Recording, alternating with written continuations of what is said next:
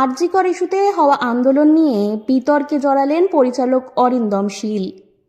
সম্প্রতি সংবাদ মাধ্যমে দেওয়া সাক্ষাৎকারে তিনি বলেছেন, এত বড় মুভমেন্ট যেখানে যাওয়ার জন্য কেউ কেউ ফোন নিয়েছেন, কেউ অ্যাপিয়ারেন্স ফি নিয়েছেন, সেই সব গোপন কথা তাদের বন্ধুরাই বলে বেড়াচ্ছেন। পরিচালক অরিন্দম শীলের দাবি, টলিপাড়ার বহু তারকা আন্দোলনে যোগ দিতে নাকি টাকা নিয়েছেন, আর তার এই মন্তব্যকে ঘিরে শুরু হয়েছে বিতর্ক। এই প্রসঙ্গে সরব হয়েছেন অভিনেত্রী স্বস্তিকা মুখোপাধ্যায়, চৈতি ঘোষাল, সুদীপ্তা চক্রবর্তী সহ বহু তারকারা। সোশ্যাল মিডিয়ায় একটি খোলা চিঠি প্রকাশ করে সুদীপ্তা সরাসরি প্রশ্ন তুলেছেন অরিন্দম শীলের উদ্দেশ্যে। তিনি জানতে চেয়েছেন, কারা সেই শিল্পী যারা টাকা নিয়ে আন্দোলনে অংশ নিয়েছেন।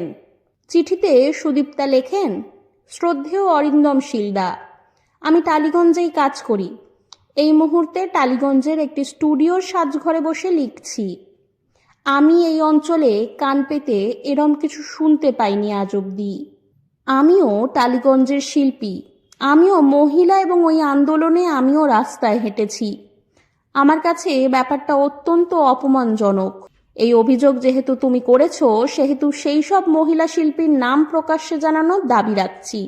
এই মন্তব্য প্রকাশ্যে আসতেই প্রতিবাদে মুখর হয়েছেন অভিনেত্রী স্বস্তিকা মুখোপাধ্যায়। এক সাক্ষাৎকারে অভিনেত্রী বলেন, আমি ওনার কোনো বক্তব্য নিয়ে কোনো কিছু বলতে চাই না, ওনার শব্দটাও বলতে চাই না। আসলে অরিন্দম শীলের বিষয়ে এতজন মহিলা এগিয়ে এসেছেন, তারা কোনো না কোনো সময় হেনস্থার মুখে পড়েছেন, তাদের কাছে সুযোগ নেওয়া হয়েছে। আইনিভাবে কি হয়েছে বা কি হবে সেটা যাই হোক না কেন, ওই মহিলাগুলোর কথা তো আর মিথ্যে নয়। অরিন্দম শীল সম্পর্কে ভালো কথা বলতে আমি কোনোদিনও কাউকে শুনিনি। এই প্রসঙ্গে অভিনেত্রী চৈতিও সরব হয়েছেন। তিনি বলেন, যতদিন প্রতিবাদ চলেছে আমরা শহরের এক প্রান্ত থেকে আরও এক প্রান্তে দৌড়ে বেরিয়েছি কেবল ন্যায় বিচারের জন্য।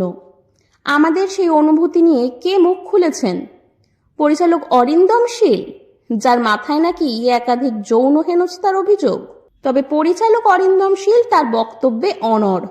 সংবাদ মাধ্যমে তিনি ফের বলেন, আমি কোনো আলটপকা মন্তব্য করিনি, তথ্য প্রমাণ আছে বলেই করেছি।